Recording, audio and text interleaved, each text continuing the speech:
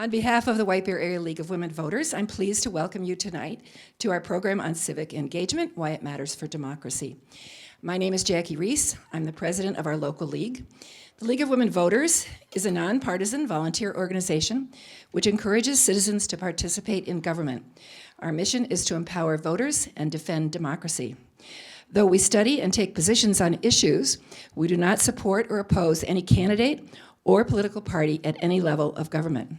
Our White Bear Area League is one of 34 leagues in the state of Minnesota and one of more than 700 across the United States. Before we start our program tonight, I would like to ask Jen Schreier, who's my program planning partner, if she would share our land acknowledgement statement.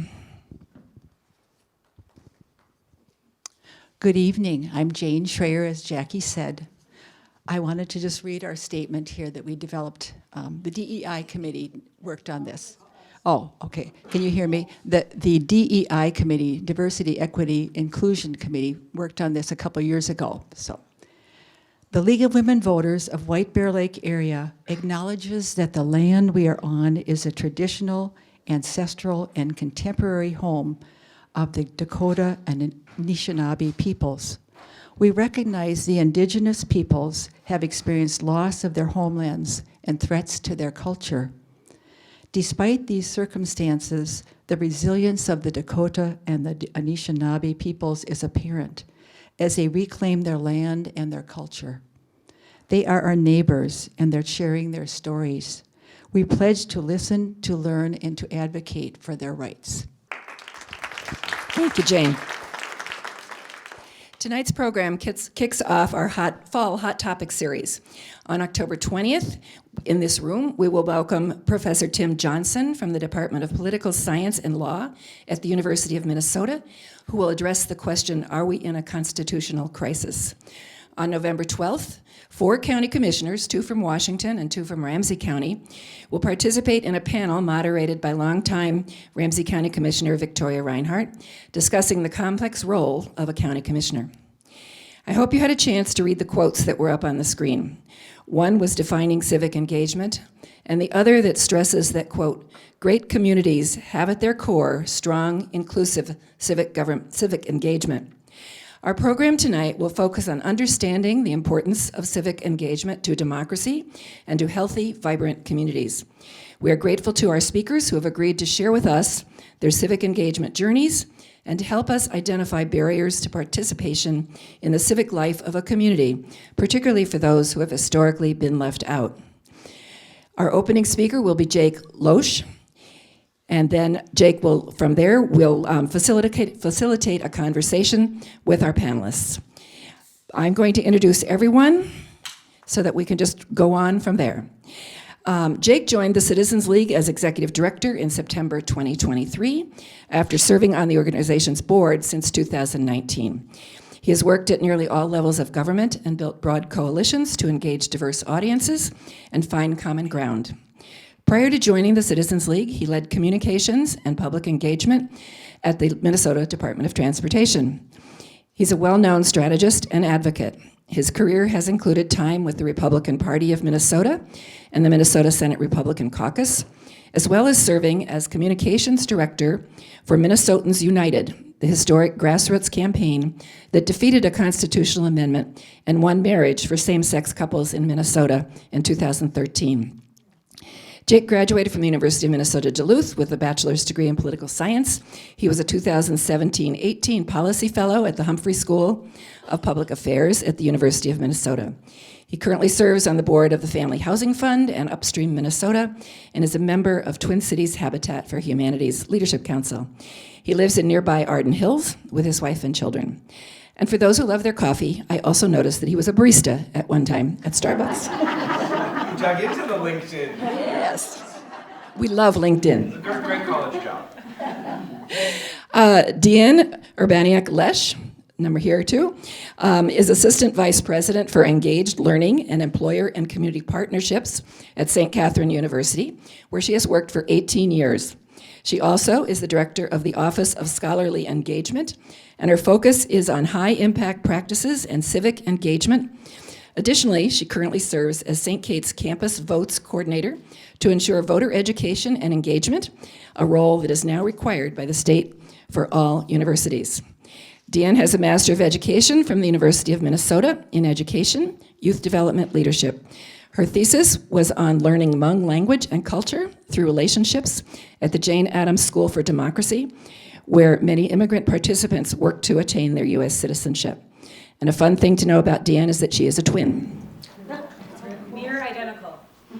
Yes, this is Deanne, though. Not her twin. Alexis, who is at the end of the table, is a 22-year-old dedicated to driving meaningful change through effective government and making a positive impact on her community. She was born and raised in Vadnais Heights and recently earned a bachelor's degree in political science with a minor in, is that African American Studies? Thank you. It was AA, I wasn't sure. Definitely African American and African studies. They're two different. Thank you. And urban planning from the University of Minnesota. She just graduated last spring of 2024. Yay. Alexis's passion for social justice and community engagement began during her time at White Bear Lake High School, where she organized a student-led walkout in response to rising racial tensions. Since then, she has worked on a variety of initiatives, including serving on White Bear's Welcoming and Inclusive Task Force, the DFL Coordinated Campaign as an Assistant Apartments Director and African American organizer, the Minnesota Senate for Senator Bobby Joe Champion, as well as leading a community organization, Vadnais Heights Community Action Network, or VCAN. She currently works as the executive assistant to Ramsey County Commissioner Tara Jebin Singh and continues her work with Vadnais Heights Community Action Network to remove social barriers and create a more welcoming and inclusive community. Andrea Rest, right there next to Alexis. Andrea is currently the city council member representing Ward 3. Any constituents from Ward 3 here tonight? Probably. Andrea has been a nonprofit manager for over 30 years and has participated in community and governmental civic groups for over 15 years, including those focused on community mental health, social enterprises, libraries, local politics, and the city of White Bear Lake. When she's not working on city business, she is busy as workforce development manager, transitional employment and student career services for Goodwill Easter Seals, Minnesota, where she's been for almost 12 years. And finally, over to my left, is Barb Wohan. Barb refers to herself as a professional volunteer, a lifelong learner, and an organizer/planner. While raising her family of 3 kids, 4 grandkids, 2 great-granddaughters, she was active in church from an early age. A member of Redeemer Lutheran, she coordinates senior programming and women's ministries. One of those is Prime Time, a varied program which looks at issues such as pipeline monitoring, indigenous concerns, climate change, water quality, nature subjects, bees, birds, wildlife rehabilitation. This is the fun fact about Barb to me. Barb was a 52-year volunteer bird bander at Lee and Rose Warner Nature Center, affiliated with the Science Museum of Minnesota, until it closed in 2019. Even though this volunteer job has ended, she continues with others to band saw-whet owls in the fall and at Tamarack for their summer and weekend programs. Barb is also an activist. She believes everybody should do what they can wherever they are, and it's imperative that they attend their caucus and vote. Yes. Barb's civic engagement started when she was protesting the Vietnam War. Now she can be seen on Highway 61 in White Bear or on the overpass at McKnight and 694, smiling and waving at motorists and letting them know her beliefs and values. With that, you can see we're going to have a very interesting panel and interesting discussion. I'm going to turn it over to Jake. He's going to have some introductory remarks and then lead a conversation with this great group of folks. Jake? Thank you so much, Jackie. Good evening, everyone. It's great to be with you. I'm just going to find my notes here because I have a few things I want to make sure we touch on. I think it's going to be a much better conversation when we actually get to the panel. Can you hear me? Okay, let's see. If I stand a little closer, is that all right? Sound good? I know I'm too tight. This thing is... Okay. If I get quiet, please interrupt me, because I want to make sure that we can all hear, and I'm really looking forward to the conversation with our panel this evening. As Jackie said, my name is Jake Loesch. It's a privilege to be with you here this evening for such an important topic. I think how civic engagement and the role and importance in our democracy is a conversation we probably can't have enough of these days. But to be honest with you, I wish we were here under different circumstances. You know, I was asked to speak about civic engagement, and it's important to democracy, and we will get there. But I didn't feel comfortable starting today without acknowledging that the state of our democracy, our republic, our political discourse, and our civic life feels fraught, maybe is a word that I would use. You might have other synonyms for how it feels, but political violence is becoming increasingly common. And unfortunately, I think many people's reaction is often to point blame at the other side. But the truth is that people on both sides of the aisle are both the victims and the perpetrators of political violence. I was struck by the words of Utah's Republican Governor Spencer Cox last week after the assassination of Charlie Kirk when he said, "We can return violence with violence, we can return hate with hate, but that's the problem with political violence. It metastasizes.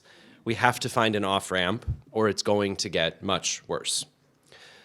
Congressman Steve Scalise, Congressman Gabby Giffords, President Trump, Paul Pelosi, the husband of former Speaker of the House Nancy Pelosi, the January 6th attack on the U.S. Capitol, Charlie Kirk, Pennsylvania Governor Josh Shapiro, Supreme Court Justice Brett Kavanaugh, Democratic Speaker Emerita Melissa Hortman and her husband Mark, and Senator John Hoffman and his wife Yvette. All of these leaders across the political spectrum have been killed, injured, or victimized by political violence, and that's just in the last 15 years. Neither side is blameless or free from the effects or perpetrators of this violence. And I know it's human nature, right? Our first reaction is often to saying both sides are guilty or both sides are involved. It can often be defensiveness, right? We can often want to say, well, that side, they are so much worse than mine, than us, than we. But I would posit, and I would ask you to consider that an argument about the severity of whose side is worse or more guilty or more responsible is the wrong conversation for us to be having right now, because it still focuses on dividing us. It still focuses on making moral and ethical judgments about large swaths of our fellow Americans based on nothing more than what political party their own beliefs might align more with. And in this moment, I think we need a much bigger conversation, bigger than an argument about whether me or you or us or them is more responsible. We have to own and acknowledge the fact that collectively, as Americans, we have allowed this to become our normal. We've spent decades and billions of dollars fueling a political party system that demonizes and dehumanizes the other side. We talk about politics and government like we're in a constant war, where the bloodshed of political leaders or attacks on families and children is just the cost of doing business. We make everything an us versus them mentality where our side must win and their side must lose at all costs. We've seen calls for civil war. Both sides call the other a threat to democracy, a threat to our way of life. Both sides are guilty of increasingly violent, hateful, and aggressive political rhetoric and name-calling. So to be honest, I'm not interested in an argument about what side is more responsible, because the end game of the level of violence and hatred that we've found ourselves in is pretty predictable, isn't it? It's just going to keep getting worse. We all are responsible for turning the tide, for holding the other side accountable, of course, but also, and perhaps more importantly, for holding our own side accountable to a higher standard as well. It was former Democratic presidential candidate, Secretary of Transportation Pete Buttigieg, who said, "The categories that matter aren't left versus right, MAGA versus Democrat. It's about helping versus hurting. Are we doing things that help America move from this moment to a better place, or divide us and make us worse off?" Next year, 2026, will be the 250th anniversary of this great experiment that is the United States of America. It's been unique from the start, a system of government that balances individual responsibility with the collective good and forces us to uphold the same freedoms we want for ourselves, for people with whom we vehemently disagree. I know that, like many of you, I felt a range of emotions over the last few months, weeks: sadness, anger, grief, despair, any other synonym you might add in there. But I've also found moments of hope, of optimism, and of unity in a belief that we can do better, we must do better, we must force ourselves to do better and find a way out of this mess. I guess I have a few quotes that I've brought with me tonight, but I like to credit people when their words are better than what I can come up with. In her final book, Tomorrow is Now, First Lady Eleanor Roosevelt published a quote that I just love. "A democratic government represents the sum total of the courage and the integrity of its individuals. It cannot be better than they are." And relevant as much as it was today when she wrote these words shortly before her death, the First Lady went on to say, "We have to take a new look at ourselves, at what our kind of government requires of us, what our community needs of us, and prepare to take a stand. Wherever we find a growing tendency toward apathy, we ought to fight it tooth and nail. There could be no more destructive quality for America and its way of life." I happened to stumble upon these words again recently as I was preparing for tonight, and they kind of stopped me in my tracks, because it's amazing how often we can look to the past for guidance, even when the world we live in today looks and feels very different than it did in 1963. But those words are powerful and important, and they mean as much as they did then, and I think speak to the core of what we're here to talk about, the importance of civic engagement to our democracy. I know there was a definition of civic engagement, but it might come as no surprise that I don't know that there's any one uniform or universal definition of what civic engagement means. In general, I think about it generally as the individual and collective actions that people or groups of people can take to identify, to understand, and to address issues of public concern. Even more broadly, I would just say, ask yourself, how am I working to make a difference in our public and civic life? And the reality is that's going to look different for each one of us in this room, and I think that's a really good thing, because the best thing we can do in this moment is simply the next needed thing. And the next needed thing is different for each one of us. Because, as I mentioned, I think it's beautiful that there's no single definition of civic engagement. Civic engagement is whatever you can do today, tomorrow, next week, next year, to leave your neighborhood, your city, the state of Minnesota, or our country a little bit better than when we found it. Civic engagement absolutely includes things like making time to vote in elections, but unfortunately, I think for a lot of people in our society, that's where it often ends, right? I've done my civic duty, I've cast my vote, and now I can tune out until the next election. In the 1995 movie, The American President, has anyone seen that movie? It's a great movie, right? President Shepard, played by Michael Douglas, has another quote that is one of my favorites, and I think about it a lot, to be honest, because he says, "America isn't easy. America is advanced citizenship. You've got to want it bad because it's going to put up a fight." Civic engagement in the United States demands more of us, or we can quickly and easily slide into that apathy that First Lady Eleanor Roosevelt warned us about back in 1963. Civic engagement is much more than voting, but civic engagement always isn't capital P political. It could be signing a petition, calling or emailing elected officials, attending town halls, community meetings. Civic engagement is also volunteering to clean up trash in your community or help at a food shelf to help your neighbors in need. For some, civic engagement is quiet. It's behind the scenes, engaging in earnest conversation with your friends, your family, your loved ones about topics that matter to you. Civic engagement means serving as a poll worker, helping register young people to vote. Civic engagement means making time to get educated on issues that affect your community, and not only reading news and perspectives from people or news sources you agree with, but also learning about the perspectives on the topic and seeking out sources you might disagree with. Civic engagement could be things like donating blood, financially supporting organizations and nonprofits, small businesses, or helping clean up trees and debris after a storm. The great thing about civic engagement is that it will look different for each one of us, and I think that's the point.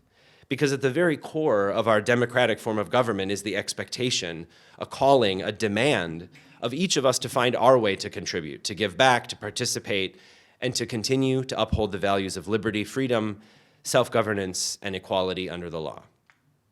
E pluribus unum. Out of many, one. Each one of us not giving up when it feels hard, but leaning in and finding the next best thing that we can do. But I also want to recognize that civic engagement isn't always easy. It requires time, energy, resources to show up to events like this, to find those opportunities.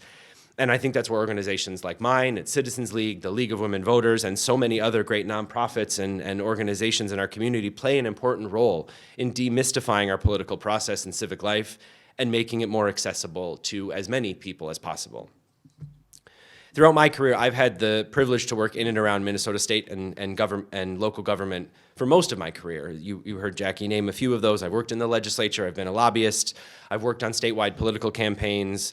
I served as the communications director and spokesperson for state agencies, and now I get to lead the Citizens League, an organization that's been working to empower people to engage in civic life since 1952. One of our newest programs at Citizens League is called the Minnesota Legislative Exchange. It was a first-in-the-nation effort that we launched earlier this year to build trust and bipartisan relationships across the political aisle in the state legislature. So what we do is we pair up one Republican and one Democrat and send them on trips to each other's districts to get to know each other, to build relationships, to learn more, hear from community and elected leaders in that part of the state. And it's been incredibly rewarding. We've done 3 trips so far. We have several others lined up this year and into 2026. And I think it's been so encouraging to me to see how legislators have responded to it. It takes 5 to 10 minutes in a conversation to get a legislator to say yes. And we often ask them then, is there someone on the other side of the aisle you'd like to pair up with and get to know? And coincidentally, in almost every conversation, they have like a list ready to go. They tell me names. Oh, these. I talked to a Republican representative. I got 4 or 5 names of Democrats on the other side of the aisle who they hadn't gotten to know yet. Now, on one hand, I could say to them, well, call that person up and go grab a cup of coffee. But I'm also a realist. The state legislature in the Capitol is not built to encourage bipartisanship. It doesn't encourage that. So that needs to be facilitated, it needs to be encouraged, it needs to be intentional, and that's the role that we're trying to play. At Citizens League, we also run our Capital Pathways internship program. For the last 10 years, we've been connecting BIPOC college students with host organizations to get that real-world experience in public policy at the state capitol. It has an alumni network now of almost 350 students, most of whom continue to work in public policy roles today. And at Citizens League, we also conduct various public policy research projects and host educational events and opportunities, much similar to what we're here tonight. And all of this, I think, is geared towards helping create real connections and relationships across difference and give people opportunities to learn and ask questions and be active citizens. When I think about the urgency of our work today that all of us are a part of, the word trust comes up a lot for me, because I think we've lost an enormous amount of trust in other people. We can probably point to many reasons that has happened over the years, but one issue that really worries me is how reliant we've become on the internet for information and less on real in-person, face-to-face interactions. The truth is that online and in all of our social media feeds, the algorithms are programmed to feed us information and content that it thinks we're interested in, based on videos and photos and stories and posts that you've interacted with. But what that means when you think about it is that human beings are quite literally having different reactions to completely different realities and sets of facts. We self-select our friends and our accounts we follow on social media. You don't even realize it, but when you click on a certain post or you watch a video for a little bit longer than the last one, or you visit a link, all that information is tracked. And the algorithms and the platforms you're on are going to push you more and similar content because it thinks that's what you're interested in. A great example of this in the last week that I've noticed significantly, friends and acquaintances of mine on the left, or on the right, conservative-leaning Republicans, have been sharing a lot of content and videos about how Charlie Kirk embodied the ideals of American free speech, and all of those posts focus on how he engaged on college campuses with people he disagreed with and had respectful dialogue and conversation. And friends and acquaintances of mine on the left, who are more liberal or might identify as a Democrat, are almost universally sharing content about all of the things and beliefs and perspectives and positions that Charlie Kirk held that they found abhorrent or didn't agree with and couldn't support. Both sides are mourning the death of a human being, but in a completely different way, focusing on completely different realities. They're not talking, they're talking past each other completely. We're looking at completely different sets of facts and realities. Both of those things can be true. It's true that he could engage in respectful discourse with people he disagreed with. It's also true that he may have held beliefs that any one of us could find very hard to stomach, that you might vehemently oppose. As is often the case, the truth is nuanced and somewhere in between. But our system isn't set up to reward nuance. It's set up to make everything black and white, us versus them, this or that. There are only 2 choices to choose from. I mean, think for a moment about how much information we consume every day. Now, I've seen different arguments and claims about this, and I am not done the research, or I'm not going to argue that any of these are correct. Some say that the average person today in 2025 consumes more information in a single day than someone in the 15th century would consume in their lifetime. Another statistic I've seen is that a person today takes in 5 times as much information as they would have in 1986. Again, I don't know if these are specific, and I'm sure you could cut this data and these numbers anyway. But what I do know for sure is that it is undeniable that with phones in our pockets, literally accessing the entirety of human knowledge, we are reading and watching and absorbing more data and information today than human beings have at any other point in history. And frankly, it's overwhelming.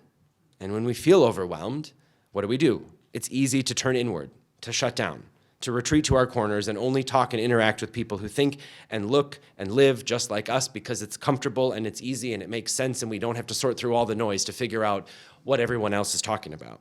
But the problem with that, I think, is that we stop being curious. We stop learning, we stop listening, we stop engaging, and to my point earlier, we stop trusting. And that's where apathy comes in. So my request to you all tonight, a call to action, if you will, is to stay engaged. Keep attending events like this. Find ways that work for you to contribute to your community. I can't tell you what works best for you to contribute to your community. That's something you have to find for yourself, whether it's directly involved in politics and government or not. Talk to your neighbors, your friends, your family, your acquaintances. Look for opportunities to meet new people, because American democracy relies on an active and engaged citizenry that challenges each other. We must continue to lean into the hard conversations and find ways to engage with people whose lives and beliefs are different than our own and approach those conversations with genuine curiosity. I would ask you to seek to understand another's perspective, not because you should agree with them. That's never the point, is to find agreement across the board. But because the future of our democracy, I truly believe, depends on us being able to rebuild that trust across differences, to understand another's point of view, and work together to solve our most pressing challenges, especially when we don't see eye to eye. You've all heard the common idiom, it's like riding a bike. Some things are like riding a bike. Once you learn it, the skill never goes away. Unfortunately, civic engagement is not like riding a bike. It's more like a muscle that needs to be flexed and trained and used regularly to stay in good shape. Don't let yourself become apathetic, and don't let that muscle of civic engagement atrophy. I said earlier that the best thing you can do right now is the next needed thing. Those aren't my words. They come from a woman named Sharon McMahon, who's an inspirational leader I've gotten to know. She's from Duluth, and she has amassed quite a following on social media as America's government teacher for the way that she approaches politics and government with clarity and a steadfast commitment to facts. I've co-opted her, whatever you need. The best thing you can do right now is the next needed thing, because I think it means a lot and it's going to be different for all of us. But whatever that looks like, however you can do it, please go do it. Do the next needed thing, because the future of our democracy depends on it. Thank you very much.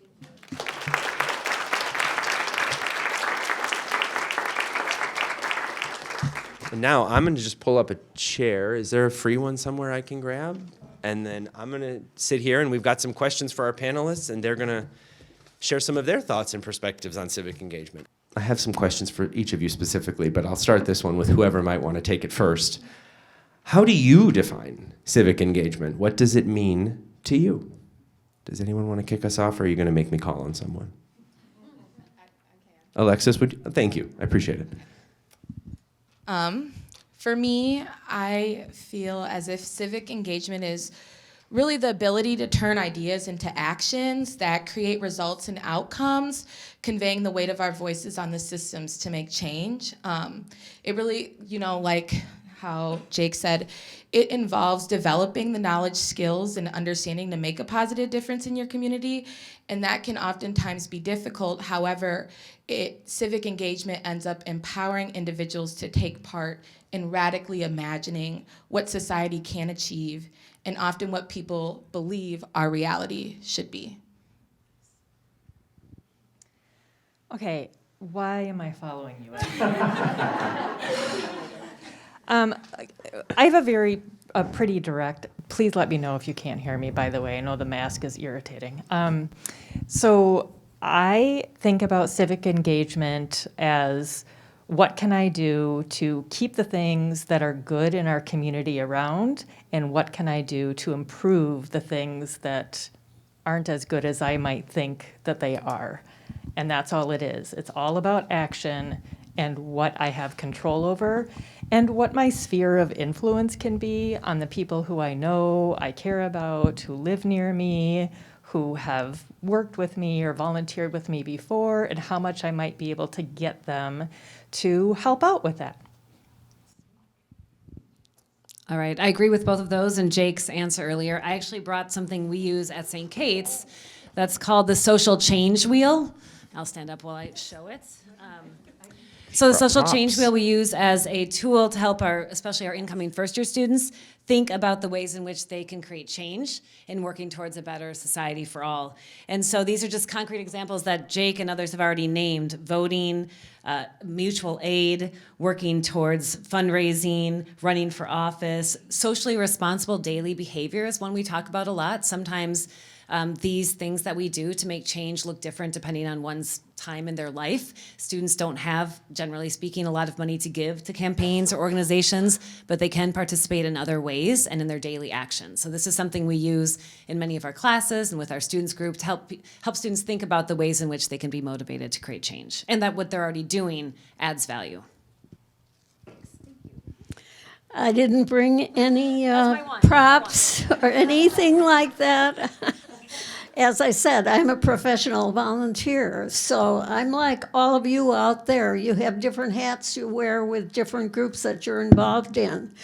But I would think with civic engagement, the one word that kept coming to me is to be aware.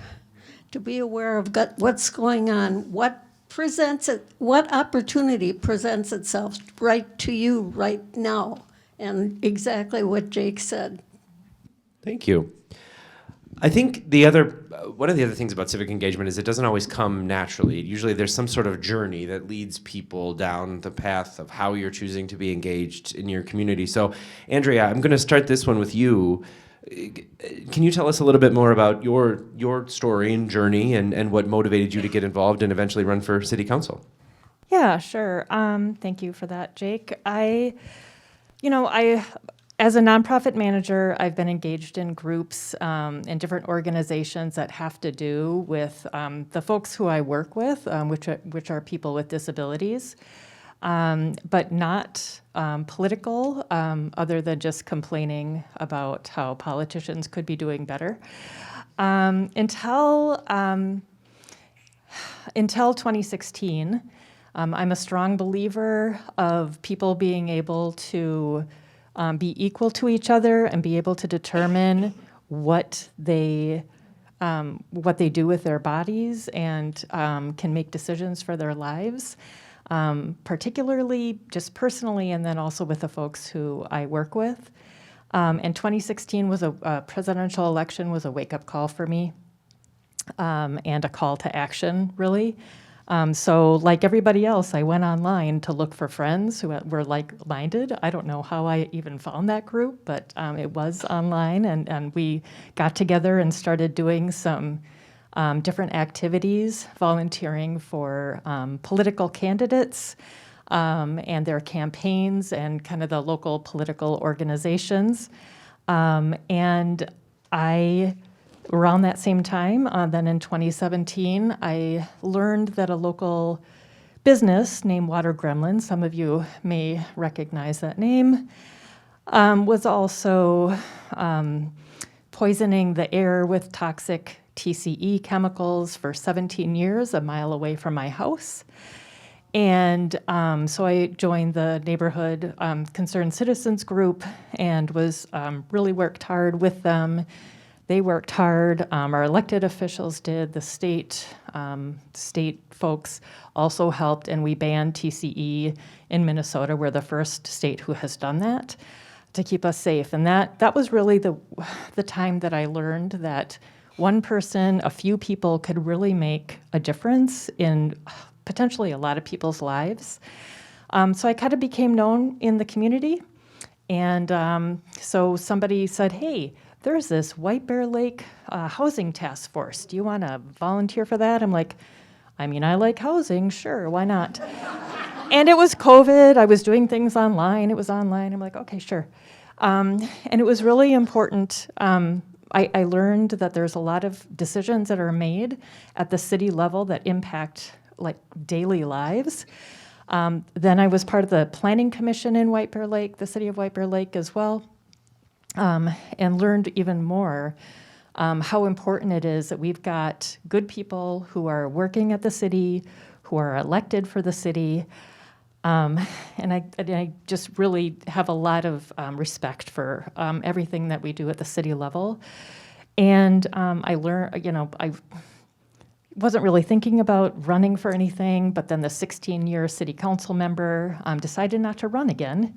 And I'm like, I don't know, maybe, whatever. And then several people came up to me and said, hey, have you thought about running, including him? And I'm like, oh, okay, gosh, yeah, sure. So that's It's what happens when you're, the overachiever. Then you keep getting more and more assignments, and everyone turns to you for the. You got to save the group project. Somebody has to. But I'm curious, Barb, Deanne, Alexis, are there any moments or particular events that led to your own interest in civic engagement? Okay, you're looking at me, so I'll take the mic. For me, civic engagement and my involvement has really surrounded my lived experience. As kind of Jackie mentioned in my introduction, I really got my start from organizing a student-led walkout, but I can recall myself even years before that, as early as elementary school. I've always been someone who has been a fighter, and that was always a challenge for me. Growing up, I was quickly aware of my race, and that also made me quickly aware of how I should be operating. And I often think to wise words of W.E.B. Du Bois, who talked about this veil that society has. And he coined the veil as a racial barrier and metaphorical distance between white and black Americans, which is a product of racism and societal blindness. And so this left me having, again, what he coined as kind of this double consciousness. And it's the struggle to recognize my own heritage and my own uniqueness with the expectations that the dominant society was subjecting over me. And I think, my first time being racially targeted was in first grade. I went and spoke to the administration, nothing was done, nothing was done, nothing was done. And then that's when you finally see me in high school, and I was over it. And I will say, before I let that student walk out, I did go into the administrative offices, and they heard from me. I'll say that. And I think that now I still hold that really closely to me, because oftentimes I do what I do because I view my voice as the thing that pushes barriers and allows the red tape to be dissolved for others. And that's why I continue to do what I do, and it kind of goes into it takes a village mindset. There's so many voices unheard, and if I can use my strong voice to allow others to use their voice, then I will do that.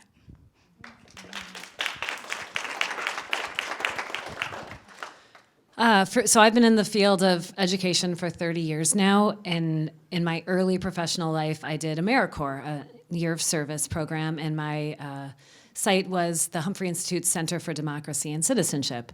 But my work was primarily focused on St. Paul's West Side with immigrant families through the Jane Addams School for Democracy, where we did mutual learning and citizenship, naturalization test studying. We learned about each other's cultures, languages, what we brought to our democracy in that current day. And the other programming I did was a civics education program in the high schools, and I worked at Humboldt High School in particular on St. Paul's West Side, and loved working with the young people to take on issues they cared about and support them in seeing and building public skill and pushing forward on issues that could make a difference, whether that be in their school or their community or in the city. And those two initiatives that I got to be a part of really early on in my adult life gave me a lot of hope and a lot of joy, and then led me into higher ed from there, and civic engagement overall. Well, I don't have all the credits to talk about, but I will I mean, say... I think you have like 50 some years of volunteer. You have more credits than the rest of us, Barb. Well, Jackie did tell you that I did protest the Vietnam War. So that was probably my first protest, and I'm continuing with the protests now in White Bear and on 694 in McKnight. And so I'm doing that kind of thing. But immigration is one thing that really stood out to me, what's happening with the people that are trying to come into this country, because I'm a first-generation Swede. My mother and dad and my oldest brother came from Sweden. And so all of my extended family is still in Sweden. So I know what it's like to be part of an immigrant community coming in. And yes, we are white, but I have now, our family has become multiracial. My great-granddaughters are half white and half from Burma or Myanmar. So all of these issues hit me. I see these things happening. And when, I'll just tell you one story. When my little brother and I were traveling with my family up north on the North Shore, we prevailed upon my dad that we wanted to say we had been in Canada. So he was going to drive across the border and turn around and come back. Well, we were going to turn around and come back, and they didn't have their naturalization papers with them. We didn't travel with that kind of thing. So my dad was whisked off into a room, and we sat there and waited and waited and waited for him to be brought back out. Didn't know what was going to be happening or whether they would put him in jail or keep him in Canada or what. And I was probably 12 or 13 at the time, so I was feeling really guilty because I had been pushing to be able to say that I had been in Canada. So I was... You've been paying the price ever since, right? They never let me forget. Never. I hope not. So that's one of the things that... And of course, when I'm programming at our primetime senior group at Redeemer Lutheran, which you're all welcome to come. We meet the third Thursday of the month from September through May, commercial. We have programs of all kinds. I've had pipeline programs. I've had the indigenous people come down from up north that are actually living with the pipeline. We've done many, many different programs, and we try to have a varied program so that it's interesting to anybody. So I guess I could go on and on about what I'm involved in, because I told Jake, I said, I am 92 years old, but I'm trying to get things off my plate because my calendar is too full.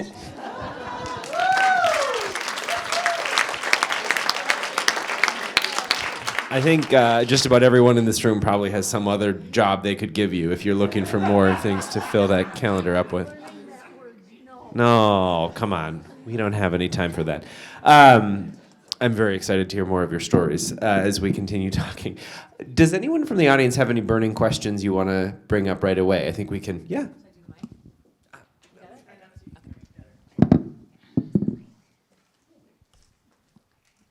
Thank you so much, everybody, for coming tonight. My name's Christina Ogata, a member of the League. I live in Hugo. And I have protested many places, ways, and so on and so forth. But at the stage I'm at now, sometimes I really wonder, what is the point of standing on the corner of 4th Street and 61 Monday after Monday or whenever your schedule is? Could you, I mean, I know people feel better because they're there, and that's huge, but convince me, if I've never done it, why and how that will actually make a difference. It's a good question. Thanks. Anybody want to start? Yes. Go for it. She's ready.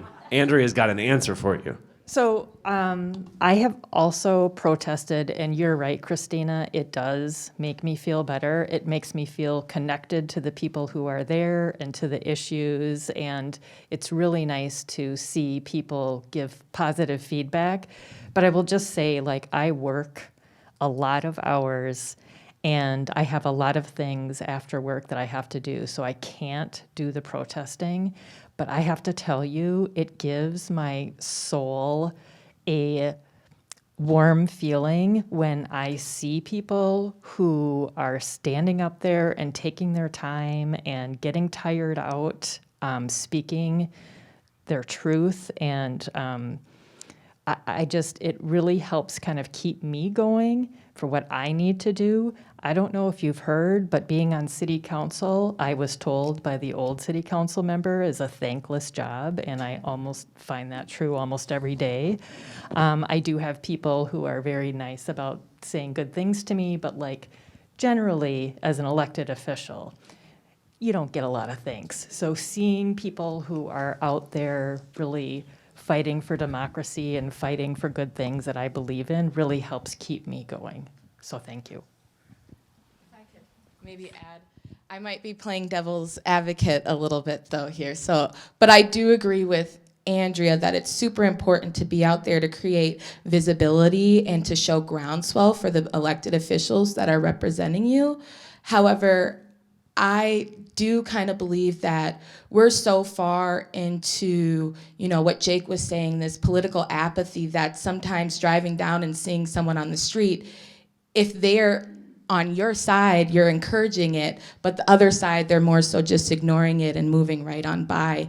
And I think that with us being so far into late stage capitalism, I think we need to more so look at how we can attack things economically, because a lot of times socioeconomic barriers are also contributing to barriers for individuals that often go unheard.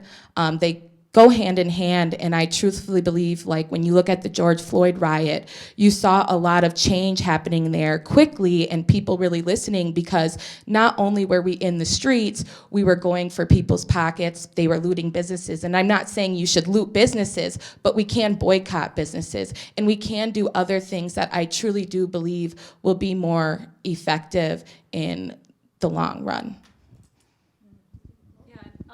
I'll just quickly add that I think that protesting is not everyone's jam, nor does it have to be, and that's where, the social change wheel that I showed you, protesting is one of the prongs of democratic engagement, but there's also lobbying your elected officials, there's economic power you have, and I do think a lot of times that advocacy and policy and change making goes hand in hand with protesting. It can, and so a lot of these things can work together in concert really nicely. And if I'm not one to go out and protest every Wednesday, which I think is awesome, but I don't do that regularly, I might be one who is doing that engagement in other ways that can make a difference, especially in concert with. And it can be windy and hot and up, especially on 694 over the freeway. But when I get a semi to honk,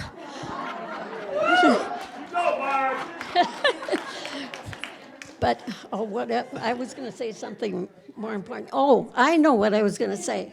What I did last week through a friend who ordered postcards that you can order online, and they went to Virginia because they're going to be having an election.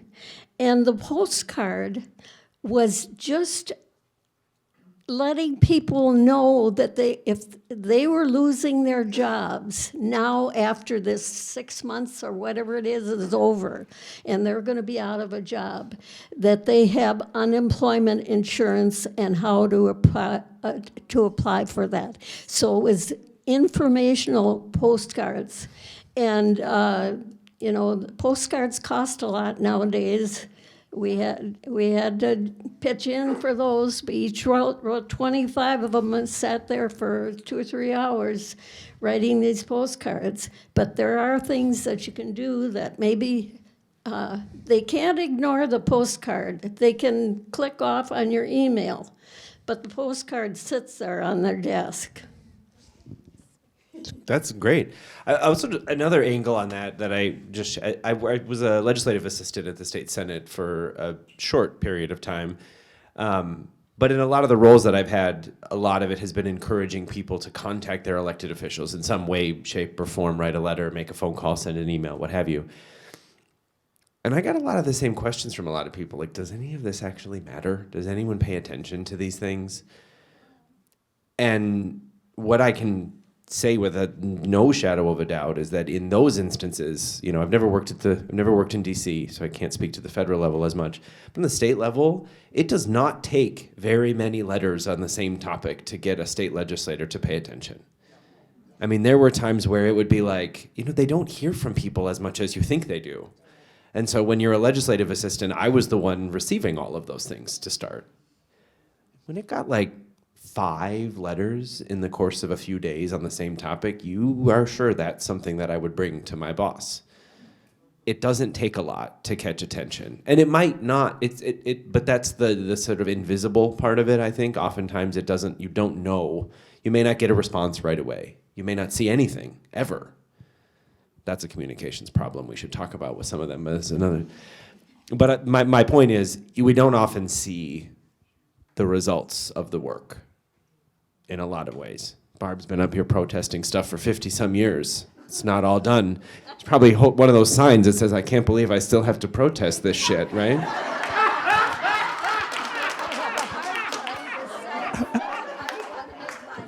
There you I want to see your collection of signs, Barb. Those are your props next time. There's too many issues. I thought about bringing a sign tonight, but I thought non-political. I love it. Are there any? I have a few more questions, but I want to hear from the audience too. Yeah, here. I just want to comment on the protesting thing. I'm not a huge protester, but I do get out there when I need to. And the reason I do is I want to remind people I'm here. I'm not going away. And I think protesting also can take many different angles. One thing that Alexis and I do with our community group is we put a lot of pressure on local issues. When this administration came in 2016, I thought, I can't fight the big stuff sometimes all by myself, but I'm going to start from the ground up instead of the top down. I'm going to start working my way up. And there's a lot of times where you feel like, oh, I'm not getting anywhere. But then it takes time, and I think Alexis and I, we've had a lot of good luck because we're seeing the needle push, but it's taken a lot of pressure, a lot of work, and we're not going away. So that's what it's about. Thank you. Any other hands? Okay. Well, Alexis, I'm actually going to go to you next, if you don't mind. As a incredibly impressive young community leader yourself, that the amount of things you've done, you're 22? Yes. That's amazing. Thank you for all the ways you've been participating. But I'm curious, and I know you recently completed your capstone project on campaigns and engaging with Black voters, so maybe that's something that can come into this, but how have you found success engaging with young people, the next generation of leaders, and is there anything you've seen that stops people from getting involved? As a young person, I'm sad to say this, but I've actually found it to be very difficult to engage with my generation. I do posts on Instagram, I use my Snapchat, I use multiple mediums to reach out to my generation, and oftentimes, and I actually put a note in here on how my age is a barrier. Let me go to it. Oftentimes, youth are not taken seriously. They're not fully trusted. They're not always given the same courtesy of others who are in different generations. And then people don't always believe in their capabilities because they're young. And so they feel like their voice doesn't even matter to participate in politics. And there's not a lot of coaching that I can do to really get them there. And also the views of my generation are so vastly different from the generations before us, that the people in office are not representative of our values and our priorities. And I think there is obviously groups of people within my generation who are engaged, but I think when you look at past generations and how engaged others were compared to how engaged my generation is, we don't really care about politics. We really care just about community and making sure that people have what they need to live a thriving life. And oftentimes the system stops that from happening because the lack of urgency to actually get things done because of difficult bureaucratic processes that make up the structures that govern those systems. And so, I don't know, I feel like we're really not going to see a lot of engagement from my generation until we truly have someone in there who's representing our values. And I mean, I love Jasmine Crockett. I love AOC. I know I'm not supposed to get political. I'm sorry, Jackie. There's also a woman down in Texas. She's a Republican. She's younger. She's running, and I think her message is really good. I can't think of her name right now, so just to keep it nonpartisan. But I think that the people in office are, I'm sorry, you guys, because you guys are the generation, but they're just too old for us, and that it doesn't speak to. Sorry. Bob's done. She's out of here. Well, You're not no, in Barb, you're elected great. You're office. amazing, but I just You think never ran for office, those did you? cultural customs and societal Never say never. just those cultural customs, societal norms that were ingrained historically are really being thrown out in my generation, but they're still living in the systems and the structures and our governmental entities, and I think that's what I'm trying to get at. Not that old people can't represent, but if you're gonna represent, you need to actually work with all levels and not push certain generations out. I think there needs to be a lot more intergenerational collaboration. And I will say that I agree with you, definitely. I hate it when they talk about the seniors up there protesting, these rabid old people that are out there protesting on the street, and that's what they're putting in the White Bear Press. So this gray hair, doesn't really make these young people think that there's something that we have to give. So. Well, maybe I will just add something to what Barb said. I was just going to say that, for an example, with the whole TikTok issue that came up at the federal level, if you actually go back and watch how they are debating it on the floor, it's like, what do you know about social media and TikTok, and how are you creating policies and laws around it? Because maybe you should dive deeper and learn a little bit more about how social media works. And I get that there is a national security issue, and I think they are right on that front. But how they were talking about how we use technology and how those systems works was just really odd to see. It's like my mom trying to teach me about a floppy disk. We know about floppy disks. Our generation. But I don't know anything about a floppy disk. I guess that's my point. And you may not need to. I just want to add one. I'll come to you in a second. When I talked a little bit about our Capital Pathways internship program, and one of in the last few months, I was talking with a few hosts about their experience hosting a young student and what the experience was like. We talked a lot to our students about what it's like to be in that space, and often the first time a lot of those students have the opportunity to engage at the state capitol or with policymakers. But one of the hosts said to me, it has been bringing in these interns, typically in their junior or senior year of college, they ask questions that none of us even think about. They ask questions about why the system is structured the way it is. I think it's, and it is not surprising that people in power are going to push back when someone is questioning the power structure that they have found works for them. But it doesn't work for everyone. I mean, the ageism happens on both sides of the spectrum, right? You're too young. You don't know enough to be involved. You're too old. You should go home now, right? Like the thing is, it happens on both sides. I don't know what the appropriate age is for political engagement, but we sure seem to have some societal ideas about when people are allowed to have an opinion. And I would just say that that's wrong. Can I say something quick? Yeah, please. Today I had the opportunity to be at 825 Arts, the Rondo neighborhood, which they were talking about redlining, and there were elders with the youth that were there, high school students. And I asked one of the kids, students, do you hear like kids won't put their phones down? How come they won't put their phones down? And I said, I don't think that's true. And she said, well, first of all, people have to give us a reason to put our phone down. As teachers, adults, because parents are on their phones too, but give us a reason. And then I said, what would be the reason that you would put your phone down? And she said, showing us love.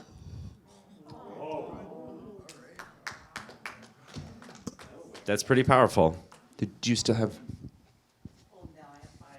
That's all right. This is a conversation, not a. And I'm sorry, hearing 825 Arts, I was just there today as well. On the outside to find out where it was, because I encourage all of you to check out Full Circle Theater Company's production coming up at 825 Arts in October. Go online, find pick up your phone, don't put it down. Full Circle Theater. Okay. What I was going to say before is, Alexis, so my grandson is your age, White Bear Lake graduate, raised by 3 generations of activists, feels completely disenfranchised, hopeless, won't engage, won't do what all of you do. How prevalent do you think that is? And I know the answer to my own question there. It's about schools and education. But how do we bring hope into that what they are learning at school? Yeah, what I'll say is, to your point, growing up in school, I'm taught that due to climate change, the world is going to end and by 2050 it's going to be irreversible damages and all these things. And so honestly, we're fed information that's also backed by science and data that reflects that. There's not a lot of hope for us and for future generations and what that looks like. That's why a lot of people don't want to have kids anymore, or a lot of people don't want to do this anymore. And I think until we can actually get to a place in society where, how he was pointing out, there is true bipartisanship, there's true collective action that's happening on both sides where people are working together. I think that's the hope that my generation needs to see, because right now we feel like with the way politics is going, we're going to end up in a civil war. And what does that mean for our country? Because we're the generation's going to have to pick it up and fix it. I want to say something that at one time I can remember when we thought none of us would be alive after 30 years of age. So we've been there, done that. History repeats itself, and we've got to learn our lessons from history. Amen to that. Deanne, you've worked with students for a long time. I think you might have known that was coming to you next. I'm curious about you've worked with a lot of students. You've heard seen a lot of different kids come and go and different perspectives. How has student engagement from your perspective changed over time? What are you seeing, and how are students you've been working with viewing civic engagement? Yeah, I'm really glad I have an hour for this answer. Thank you. No, I think, it's complicated, right? And I really want to say thank you to Alexis and your points on the feeling that young people have today. I see that a lot at St. Kate's, though I also see a lot of hope and power and passion that are, I think historically in my 18 years at St. Kate's, students come in and are motivated by their experiences, their families, what obstacles they've overcome, and that is powerful. And I think what we need to do better at with everybody, but especially young people, is tapping into that energy and that passion that people have to motivate them to get involved in ways that impact the larger whole. I have been happy to be supporting students and showing up at the Capitol and influencing their lawmakers, sharing their experiences and what that means to them. And for some students, they'd never set foot in the Minnesota State Capitol. And so when we're able to go together, when they're able to meet their elected official, they're able to see that they're a human being and they maybe live two blocks down from them. I think that can matter, seeing people as other humans, not as scary people that they can't relate to, whether they're scary or not. And I think there's power in that connection and collaboration. And so I think there's always that question of not even what's in it for me, but why does it matter? Is it going to be worth my time? Because time is precious, and students are studying hard. They're working 2 to 3 jobs. Many of them are taking care of families, whether that be elders or littles. And I think it's a lot of pressure to feel like you've got to solve the world in the shape we've put it in. And so I think it takes the collective. It takes intergenerational work and commitments. St. Kate's was a part of working with Twin Cities PBS on the suffrage film Citizen. If you haven't seen Citizen, it's about Minnesota suffrage in the broadest sense.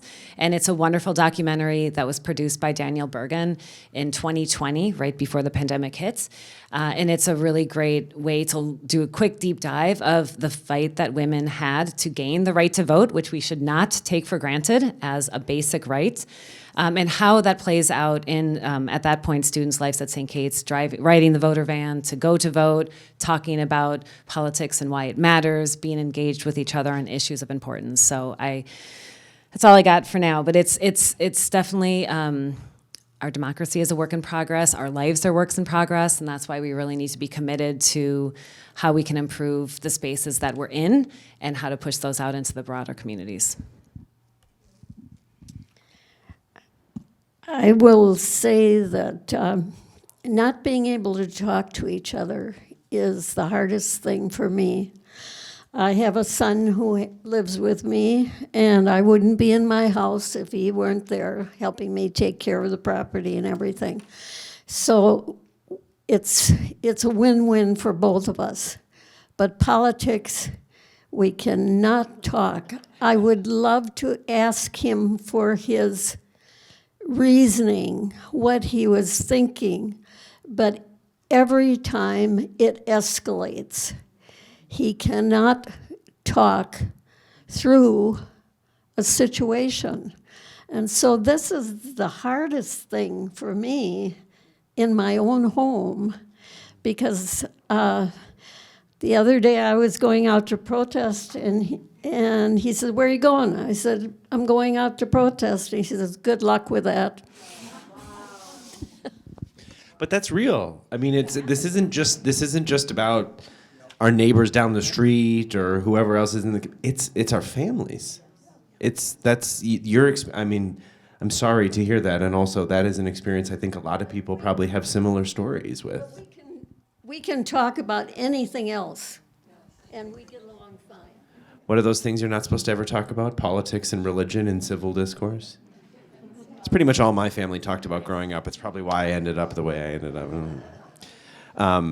I had a similar, when I was working on the Vote No campaign on the marriage amendment, I grew up in a pretty conservative family, and my point of view on that issue was different than a lot of my family members. And I'm fortunate that it was a loud Catholic family that, argued about everything, so there wasn't anything that was off limits. But I was very much at odds with a lot of my family on that issue. We actually got, after the campaign was over, the Associated Press wanted to do a Thanksgiving story about politically split families, and so they came to my grandma's house on Thanksgiving dinner and did an interview with both of us. It's still one of my favorite memories, even though I never was able to convince Grandma to vote the way I wanted her to vote. And you can't win them all. We still won the campaign, so it's good enough for me. Any other audience questions? I think we've got, about 10, 15 minutes left? Okay. Yeah.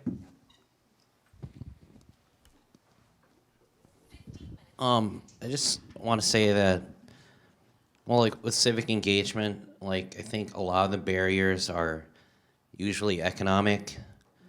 This meeting's at 6. There's a lot of shift workers in the world.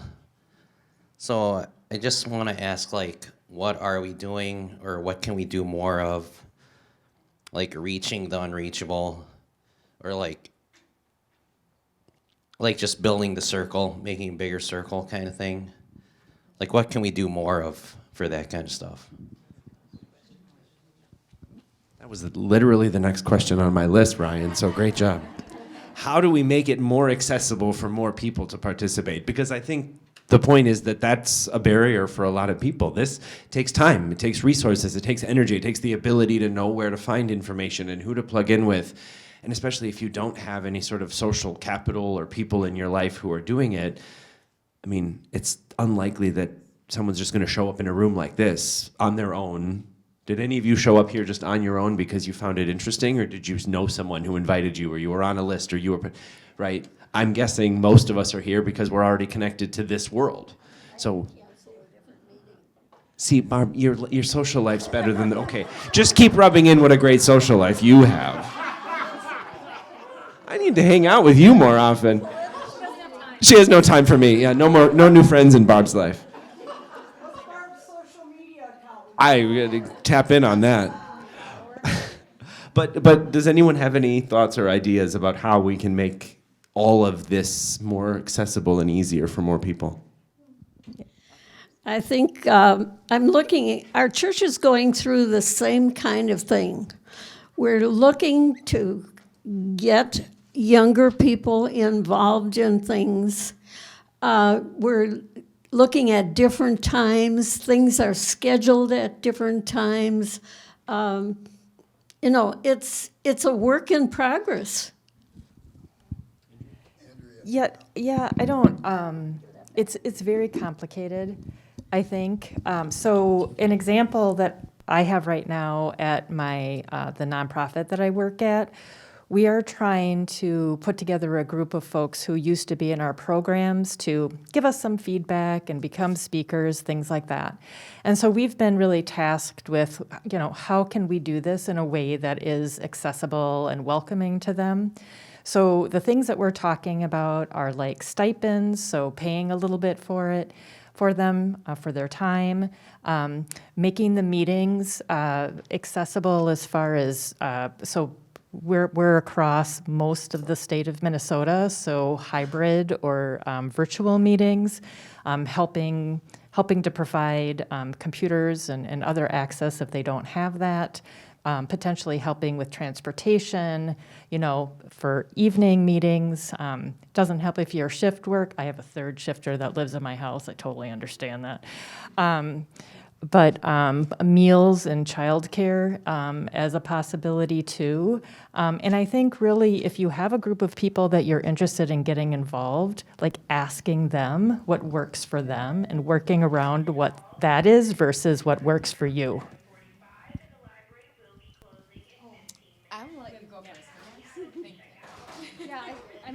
I'll just say that I think it is about asking people how they want to contribute, looking for organizations that are already supporting our diverse communities and helping support their work. I think it is about really asking yourself about access and how we're making opportunities accessible to a good diversity of people.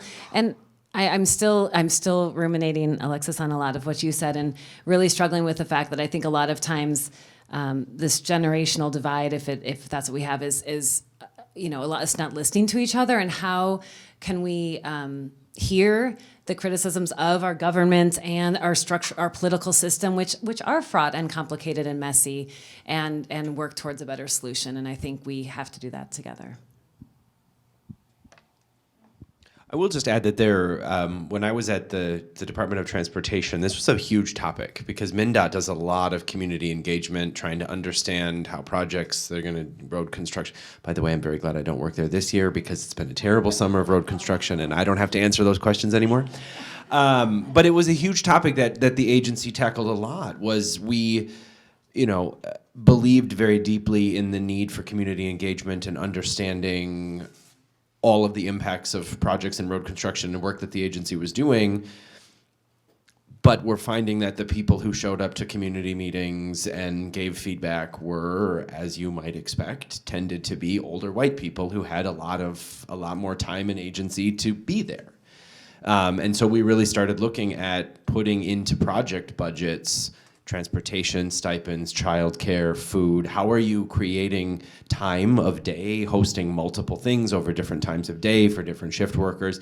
I don't think there's any perfect answer to it, but it's that kind of continual emphasis, not continually reminding yourself that you are maybe not trying to reach. In fact, I think in most cases, we're trying to get feedback or participation from people who don't look or live the same way we do. And so what might work for me might actually be the exact opposite of works for that other person. And it's my job, if I'm in that position of power or authority, to do what they need, not what I wish they would do that was more like me. And it was not easy. I mean, there was a lot of pushback too, because then you've got this idea, there are some people who would talk about that as, well, is it really the state government's job to be spending money, paying people to show up and give us their feedback or their opinions? And I can understand that argument, but my response was, yeah, it is. Because those are the people we serve. Sorry, You took fill in a my- little gap there. Sorry, did I take... He took what I was going to say, but the only thing that I will add to that is in communities of color specifically, I often find that the open forum model actually works a lot better than any other form of engagement because it meets the community where they're at. And like how he said, spanning it throughout different times of the day is really actually what helps make the most difference in those communities because they'll show up if they have the opportunity to because they want to learn, they want to know more, they have a curious mindset because they've been so disenfranchised. And as we're kind of really moving in, I feel like I'm the second generation of Black Americans that are really starting to see generational wealth and build social capital.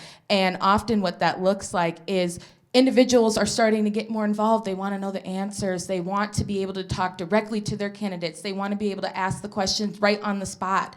They don't want to have to send you an email or get, my boss has a saying, get a pamphlet that says 1-800. I don't know if I should finish it, but get a pamphlet that's basically 1-800, a lead to nowhere, and I think that's what we need to focus on more is really meeting community where they're at because what each community needs in terms of civic engagement looks a lot different, and that's where these specific nuances that Jake mentioned come into play. Any other thoughts? One more piece that I would add, and I'm not on the panel, I'm just supposed to be the moderator, so forgive me. Also from the campaign when I was on the marriage amendment, what you just said, meeting people where they are, was like rule number one for us.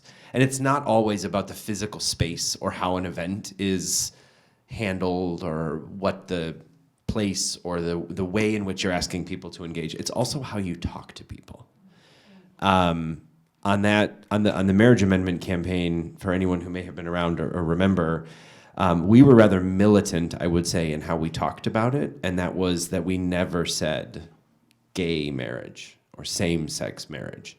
It was the freedom to marry or marriage for same-sex couples because you immediately start to sort of create this other sense that it's something else. The first TV ad we ran was a Catholic Republican couple from Edina, and it never even said vote no, it just said it's okay to think about it again, right? You have to approach things, I think, and again, none of this is a silver bullet, but you have to try and put yourself or do the work to learn that if you're involved in an issue or you care about something or you're passionate about a topic, chances are whoever you're talking to doesn't know as much as you do. And so you have to simplify. And I've heard that, and I've used that with a lot of teams I've worked with, and sometimes the most common pushback is often, yeah, but I don't want to treat people like they're stupid, right? And I get that. That makes a lot of sense. But the opposite end of that is the fastest way to make someone feel stupid or like they can't contribute is to talk in words and language and ideas that they don't understand, that go over their head. Because that doesn't immediately sort of turn them off, but it also doesn't even give them an opportunity to engage because they're like, I don't even understand these contexts. Like, if they can't understand it, if you're not doing the work to deliver it in a way that people understand, it's far less likely that you're going to get them to come back ever again. Any other audience questions? Because otherwise I have one more to wrap us up. Okay. Well, we mentioned earlier, and we've talked a lot about the challenging nature of the time that we find ourselves in political violence and just really hard news headlines to digest sometimes. And at the same time, we've heard some great things, opportunities, and I know there are a lot of organizations working to change this, a lot of people working to change this. So I would love us to end on a positive note and have each of you tell us something that is giving you hope or optimism about the future right now. All right, I'm excited. At St. Kate's, we're doing some really intentional work around dialogue, and I'm really excited about that for people to individually learn skills and to understand their values and how they then communicate with others who may not see things the same way as them. We also have some really great public events that are happening either through our campus or through O'Shaughnessy Auditorium. We're having a Ruth Bader Ginsburg One Act on September 27th, which is supposed to be really good. And then Ta-Nehisi Coates is coming to speak in October. And our first-year students are reading his latest book, and so we're going to have a lot of dialogue around that. And I'm really excited. Oh, and we're also partnering with Memorialize the Movements, one of the organizations that collected the plywood after George Floyd's murder that went up in a lot of the storefront buildings. And there's 3 exhibits at St. Kate's that are open to the public, and we're hoping to be in conversation with around how communities heal after police violence. So I'm really excited about many opportunities and just spaces for engagement and being together.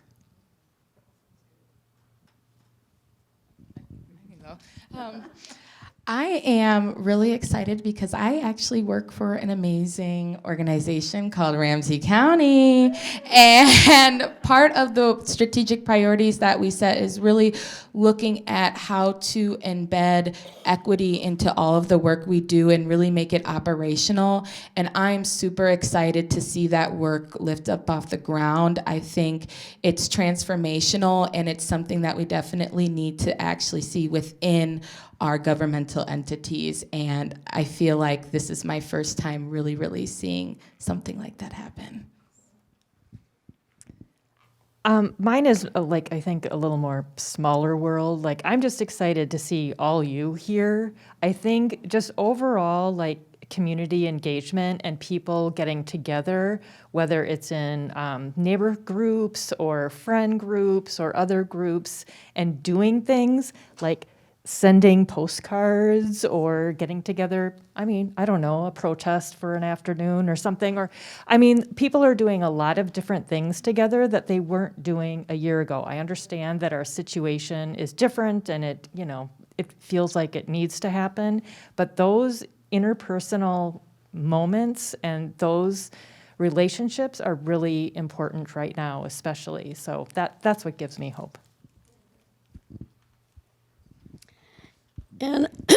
And I will just say that I would love to have Jake come and speak at our Pride time and have this kind of a conversation at our church, because our programs are open to the community too, and they are advertised in the White Bear Press, and we bring posters around to the different places and the libraries and such. So we are always open to the community, and everybody is welcome. Let's give a round of applause to this wonderful panel. Thank you all so much. Appreciate it.